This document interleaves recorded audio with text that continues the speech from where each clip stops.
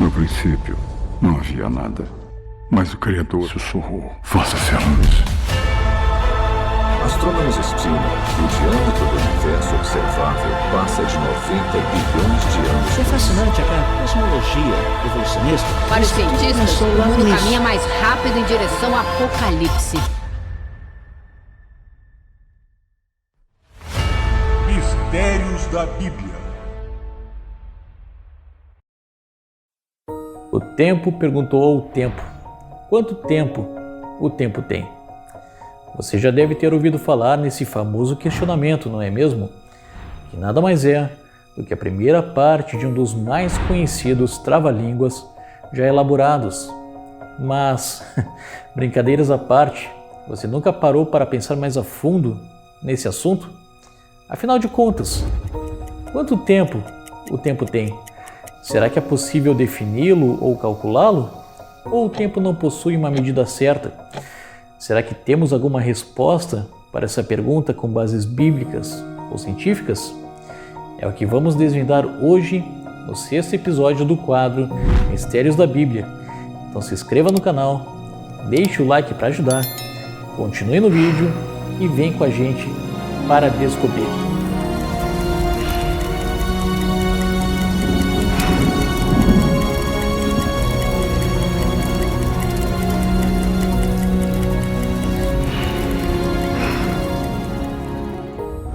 Absoluto, verdadeiro e matemático, que transcorre uniformemente.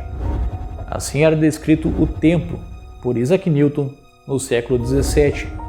Em outras palavras, Newton acreditava que o tempo nada mais era do que uma grandeza absoluta e precisa. Para ele, era possível medir um intervalo de tempo entre dois eventos distintos e que o resultado seria sempre o mesmo em qualquer situação. Ou seja, as horas, minutos e segundos passariam exatamente na mesma velocidade e proporção nos dois casos isolados. Vamos usar um exemplo para que você possa entender melhor. Imagine que você está aí, na sua casa, assistindo a esse vídeo, e nesse exato momento há um alpinista chegando ao topo do Monte Everest, do outro lado do mundo. Você deve imaginar que o tempo está passando exatamente da mesma forma, tanto para você quanto para o alpinista, sem qualquer diferença ou distorção temporal, com exceção do fuso horário, é claro. Ou seja, os microsegundos passam exatamente na mesma velocidade em ambos os casos, não é mesmo? Era exatamente isso o que Newton acreditava e defendia. Porém, séculos mais tarde, um físico alemão muito conhecido chamado Albert Einstein encontrou algumas divergências entre seus cálculos e os de Newton, como por exemplo, enquanto Newton afirmava que a gravidade era o resultado da força de atração entre objetos de maior e menor massa, Einstein acreditava que a gravidade, na verdade, era o resultado de uma distorção no espaço, devido à massa de cada objeto, como um tecido deformado pelo peso de uma peça, por exemplo. Mas muito além disso, Einstein também acreditava que o tempo era uma dimensão, que juntamente com as 3 dimensões do espaço formavam algo unificado, que ele chamaria mais tarde de espaço-tempo. Logo, poderia a gravidade distorcer não só o espaço, como também o tempo? Para ele, sim. Então Einstein elaborou a famosa teoria da relatividade geral, e nela o físico afirmou que o tempo não é absoluto, mas sim relativo, podendo ser afetado, esticado, desacelerado ou distorcido. Mas como assim, Einstein? Quer dizer que o tempo pode passar em uma certa velocidade para mim e em outra velocidade para outra pessoa? Isso não seria uma loucura?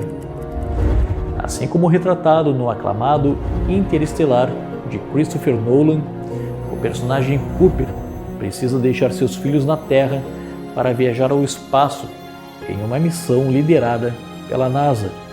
Ao sair do planeta, sua filha tinha 10 anos de idade, enquanto Cooper tinha 50. Durante a missão, sua nave passa ao redor de um buraco negro supermassivo, e devido à sua força gravitacional extrema, faz com que o tempo passe mais devagar para Cooper. Enquanto 1 hora se passava para ele, 7 anos se passavam na Terra.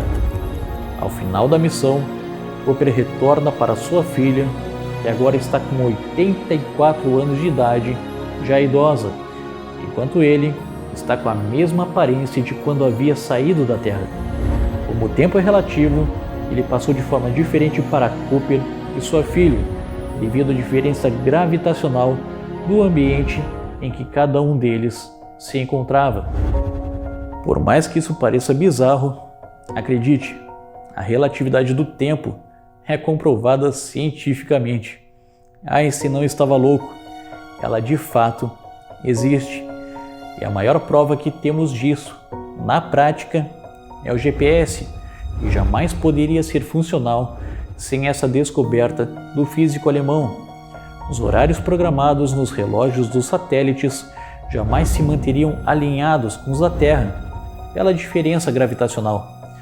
Mas a relatividade corrigiu isso e hoje temos esse sistema de localização utilizado por milhões de pessoas.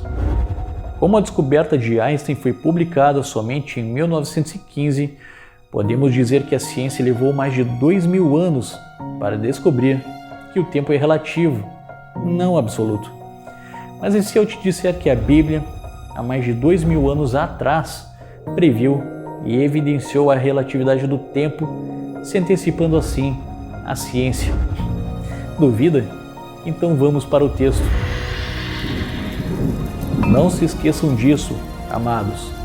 Para o Senhor, um dia é como 1000 anos, e 1000 anos é como um dia.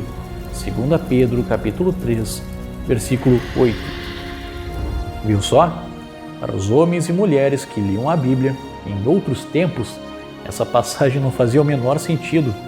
Afinal de contas, como poderia o tempo se passar de forma diferente em 2 ocasiões, não é mesmo? Parecia ser um erro bíblico ou algo escrito de forma conotativa até então. Mas hoje em dia, vemos que a diferença temporal não só é possível, como também é cientificamente comprovada, não só por Einstein, mas também pelas tecnologias do nosso cotidiano. E podemos ver aqui um dos muitos casos onde a Bíblia se antecipou à ciência e a ciência, por sua vez, comprovou, ainda que indiretamente, uma afirmação bíblica. Pode passar o tempo que for, sendo ele relativo ou não, mas a palavra de Deus se mostra verdadeira a cada dia. E sobre Deus há uma coisa que não é relativa ou variável: o amor que Ele sente por você. Esse sim é absoluto, é eterno, é duradouro, é maior que tudo, e Ele te ama em todo o tempo.